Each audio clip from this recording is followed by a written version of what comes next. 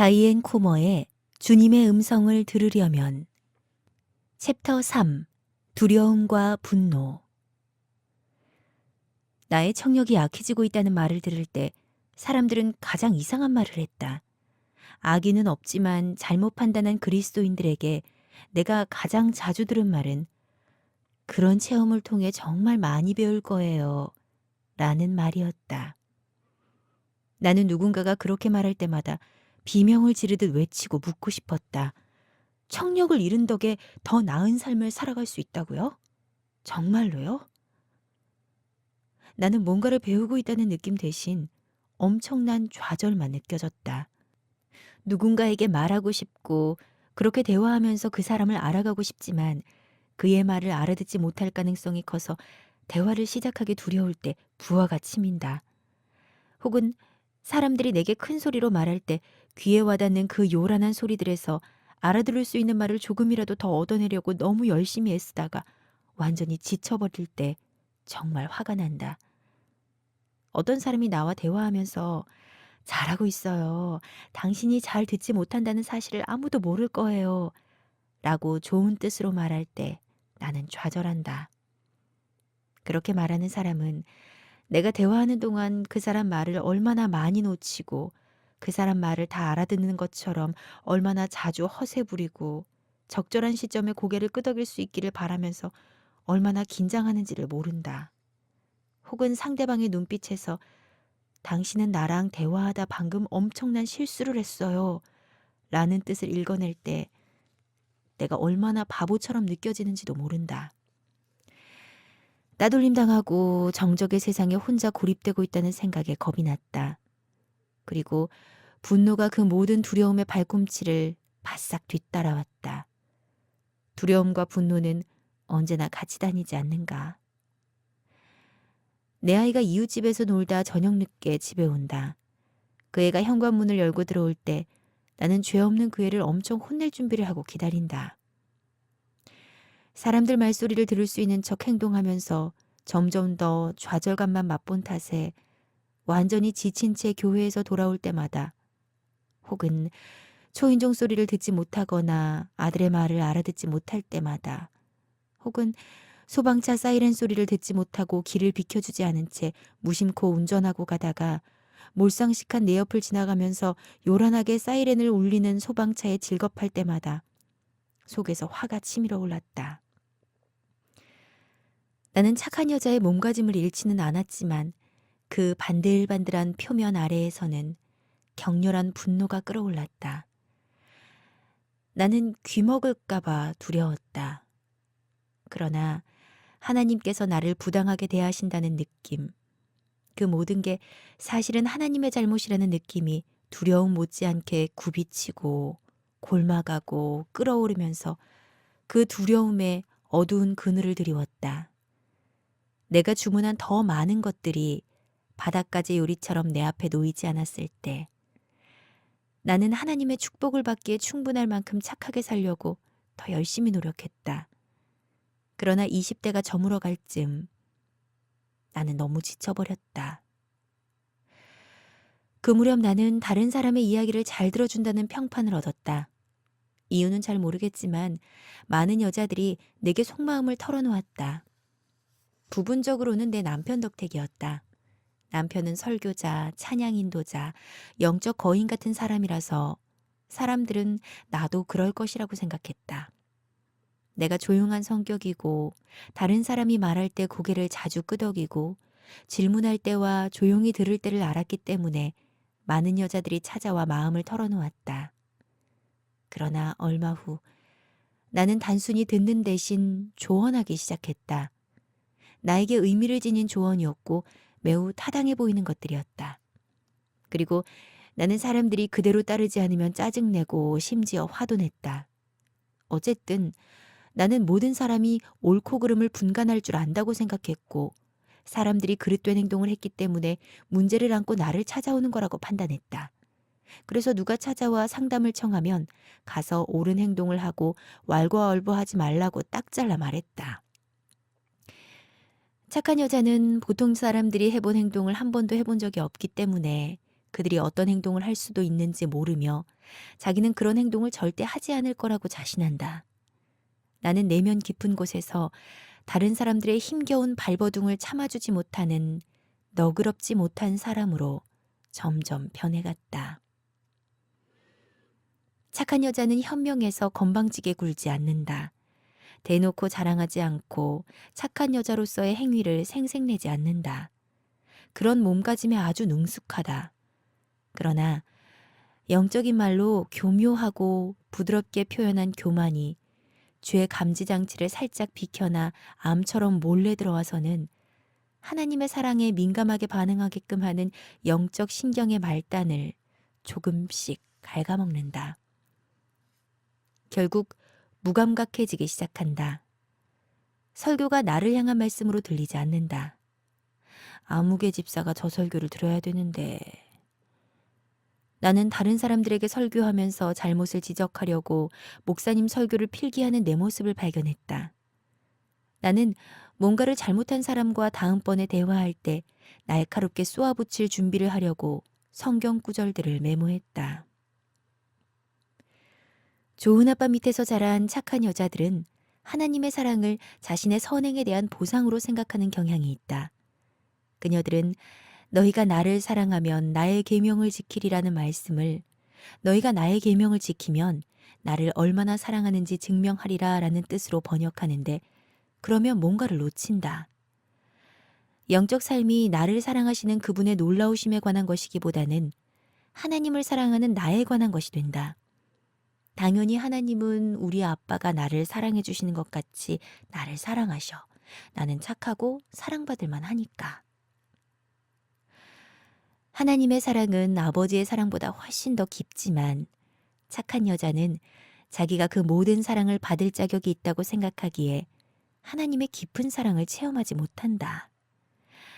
착한 여자는 나쁜 짓을 한 번도 해본 적이 없기 때문에 죄책감을 느끼지 않는다. 그렇지 않은가? 남편은 나의 독선적인 태도를 전혀 몰랐다. 그는 그리스도께 인생을 바치기 전에 록밴드에서 꿈을 펼치며 살았다. 그는 부모의 교훈을 저버리고 무모한 생활을 받아들여 자기 삶을 망쳐놓았지만 그리스도께서 구속과 용서와 새 출발을 제안하셨을 때 모든 부끄러운 생활에 등을 돌리고는 하나님의 뒤를 바짝 쫓기 위해 온 힘을 다했다. 그런 그에게 내 안에서 무슨 일이 일어나고 있는지 절대 알려줄 수 없었다. 그는 결코 이해하지 못할 테니까. 더 나쁜 건 그가 나를 자신이 바라는 수준에 미달하는 여자로 여길지도 모른다는 점이었다. 진실을 말하자면 나는 내가 원했던 수준에도 미치지 못하는 여자로 변해갔다. 나의 선량함을 제대로 알아주는 사람이 한 명도 없어서 씁쓸했고 나의 선량함에 틀림없이 감동받을 줄 알았던 사람들이 예상만큼 감동하지 않아서 비참하고 슬펐다. 그리고 그 모든 노력을 하다가 진이 다 빠져 조바심이 났다. 잠시 후에 확인하겠지만 어떤 착한 여자가 착한 여자라는 평판을 지키려고 애쓰다 지친다. 사람들이 착한 여자를 깎아내리려 하기 시작할 때 그녀는 휘청댄다. 그리고 착한 여자가 추락할 때 세상에 재난이 닥친다. 착한 여자 사라. 아브라함의 아내 사라는 착한 여자의 전형이었다. 어린 나이에 아브라함과 결혼한 사라는 남편이 어디를 떠돌든지 따랐고 모래 상수리나무 아래서 살림을 꾸렸고 가나안 땅 이웃과 사이좋게 지냈다. 불평하지도 까다롭게 굴지도 않았다. 어떤 환경에든지 적응하는 것이 그녀의 전매 특허였다. 언제나 주어진 환경에 맞게 행동할 거라고 굳게 믿어도 괜찮은 여인이었다. 사라는 기근 때문에 가족들이 다시 이사해야 했을 때 남편에게 협조했다. 아브라함이 그때 아브라함은 애굽에 가서 살기 원했다. 애굽의 왕이 사라를 빼앗으려고 자기를 죽일지도 모른다는 희박한 가능성의 위협을 느끼고 여동생인 채 하라고 제안했을 때 그녀는 애굽 왕이 언제든지 취해도 괜찮은 아브라함의 여동생인 채 하는데 동의했다. 그녀는 남편의 목숨을 구하려고 무슨 짓이든지 다 했다. 마침 아브라함이 예상한 대로 한시도 한눈 팔지 않고 아브라함의 가족을 지켜보던 애굽의 파파라치가 사라의 미모에 주목하고 왕에게 보고했고, 왕은 사라를 아내로 취하는 대가로 아브라함에게 선물을 쏟아부었다. 사라는 왕의 후궁들이 사는 별궁에 앉아 또 친구들을 사귀었다. 그때 바로의 식솔들에게 큰 재앙이 일어나 무서운 결과들을 남겼다. 모두가 하늘을 살피면서 왜 그런 재앙이 일어났는지 징표를 찾는 동안 어쩌면 속임수가 있었을지 모른다는 말이 후궁들의 별궁에서 새어나왔다. 바로는 아브라함을 불러들여 엄히 꾸짖었다. 대체 나에게 무슨 짓을 하였느냐? 왜 그녀를 네 아내라고 하지 않았느냐? 왜 그녀를 네 동생이라고 말해서 내가 꺼리지 않고 아내로 삼게 하였느냐? 내 아내가 여기 있으니 데리고 썩 물러가라. 그리고는 가장 건장한 호위무사들을 보내 망신당한 아브라함과 스타급 미모를 지닌 그의 아내와 그들의 모든 재산이 성을 빠져나갈 때까지 호위했다. 세월이 흐른다. 사라는 점점 나이를 먹는다. 매달 생리가 시작되면 그녀는 자신에게 말한다. 다음 달을 기다려봐야겠어. 남편과 잠자리를 해도 오로지 아이를 갖고 싶은 생각뿐이라 재미를 느끼지 못한다. 잠자리를 해보고 또 해본다. 그녀는 뭔가 잘못된 게 틀림없다고 생각한다. 우리는 나를 좀 불쌍히 여겨줘요 라는 착한 여자 특유의 비통한 감정이 사라의 마음으로 살그머니 들어오는 소리를 들을 수 있다. 주님께서 내가 아이를 한 명도 갖지 못하게 막으셨어. 창세기 16장 2절 저자 의역. 그러나 사라는 착한 여자답게 사회적으로 용인될 만한 실행 가능한 해결책을 남편에게 내놓는다. 내 몸종 하갈과 잠자리를 하세요. 공교롭게도 하갈이라는 이름은 다가가다 혹은 공격하다라는 뜻이다. 그 가련한 여인은 분명 아브라함과 잠자리를 하라는 사라의 제안에 공격적인 태도로 반응했을 것이다. 아브라함은 사라의 제안에 동의하고 하갈은 임신하고 여주인에게 시건방지게 군다. 사라는 우리 여자들이 지니고 있다고 잘 알려진 논리를 모두 동원해 모든 게 아브라함의 잘못이라고 비난한다. 주님께서 나에게 이런 짓을 한 당신을 벌하실 거예요. 창세기 16장 5절 저자 의역. 아내에게 톡톡히 창피당한 아브라함은 자기의 착한 여자 아내에게 어떻게 해야 좋을지 모른다. 그래서 아내의 비난에 주눅든 남자들이 무엇을 해야 좋을지 모를 때 의뢰하는 행동을 한다. 그 행동이란 아무 행동도 하지 않는 것이다. 아브라함은 아내에게 말한다. 하갈은 당신 몸종이니까 당신 마음대로 하는 게 좋을 것 같소.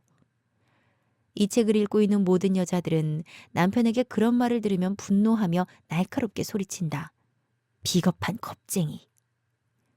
사라는 예외다.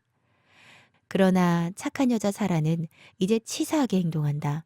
정말 고약하고 심술궂게 하갈의 아픈 데를 콕콕 찌르면서 비열하게 군다. 결국 하갈은 광야로 급히 달아나고 이야기는 거기서 끝난다. 사실 사라의 이야기는 활기를 더해가는 중이었다. 아브라함의 믿음은 하나님의 사자들과 접촉한 후로 그 접촉을 통해 점점 커진 반면 사라의 믿음은 점점 시들어갔다. 어느 날 천막 밖에 앉아 있다가 무심코 고개를 든 아브라함은 비범한 사람 셋이 자기 앞에 서 있는 것을 본다. 아브라함은 그들이 하나님의 거룩한 수행원들이라고 확신하고 바로 뛰어나가 경의를 표한다. 그리고 급히 들어와 사라에게 큰 소리로 지시한다. 서둘러 제일 좋은 밀가루 3대박을 가져다가 얼른 빵 좀 만들어. 천막 안에 임시변통으로 꾸린 부엌에서 사라가 냄비들을 거칠게 다루는 소리가 들리는가. 중얼중얼 구시렁구시렁 투덜투덜. 자기가 뭔데 노상 이래라 저래라 명령이야. 여기가 얼마나 더운지 모르나? 빵이 뭐 금방 만들어지는 줄 아나 보지? 게다가 3대박이라고? 이제는 조리법까지 지시하겠다는 거야? 중얼중얼 구시렁구시렁 투덜투덜. 그러나 사라는 어디까지나 착한 여자이기 때문에 소매를 걷어붙이고 일하기 시작한다. 또한 그녀는 엿듣는다. 노쇠한 허리를 두드리면서 잠깐 한숨을 돌린 뒤 그 낯선 사람들과 자기 남편이 나누는 대화를 한마디도 놓치지 않으려고 귀를 쫑긋 세운다. 네 안에 사라가 어디 있느냐? 그 낯선 사람들 중 한 명이 아브라함에게 묻는다. 저 사람들이 내 이름을 어떻게 알지? 왜 나에 대해서 묻지? 사라는 궁금했을 것이다. 펄럭이는 천막자락으로 가까이 다가간다. 내년 이맘때쯤 내가 다시 네게 돌아올 텐데 그때는 네 안에 사라에게 아이가 있을 것이다. 그 낯선 사람들 가운데 한 명이 아브라함에게 말한다. 사라는 터져나오는 웃음을 간신히 참는다. 당시 그녀는 89세. 아기를 낳을 수 있는 시기가 한참 지난 나이였고 아브라함은 10살 많은 99세였다. 한때 뜨거웠던 남편과의 잠자리에서 아무 일도 일어나지 않은 지 꽤나 오래됐어. 아이를 낳는다고? 나같이 늙은 여자가? 사라는 작은 소리로 비웃는다. 크게 소리내서 말하지는 않더라도 속으로 의심하면서 반박한다. 소리나지 않게 칫 비웃고 다시 밀가루를 반죽하기 시작한다. 여기서 우리는 착한 여자의 전형적인 거짓말을 본다. 주님께서 자신이 그 비범한 세 사람 중 한 명이었다는 점을 드러내시며 아브라함에게 말씀하신다. 사라가 왜 웃느냐? 왜 그녀가 나같이 늙은 여자가 아이를 가질 수 있나? 라고 말하느냐? 여호와께 너무 어려운 일이 조금이라도 있느냐?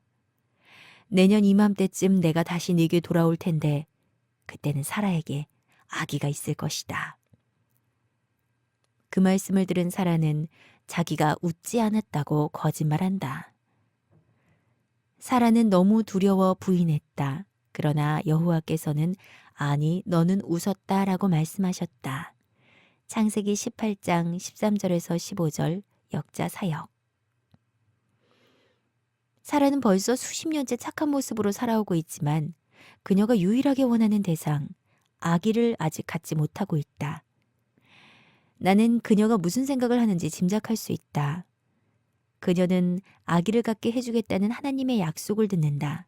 듣고 또 듣는다. 남편은 입만 열면 그 약속에 대해 말하는 것 같고 그녀는 그런 말엔 언더리가 난다. 하나님께서는 그녀의 임신을 허락하지 않으셨고 그녀는 하갈을 통해 아기를 얻어보겠다는 자신의 계획과 더불어 상황이 나빠진 것이 아브라함의 잘못이라고 생각한다. 이제 그녀는 아무렇지 않게 거짓말한다. 하나님께 거짓말을 할 정도로 쉽게. 다이앤 코머의 주님의 음성을 들으려면 챕터 3 두려움과 분노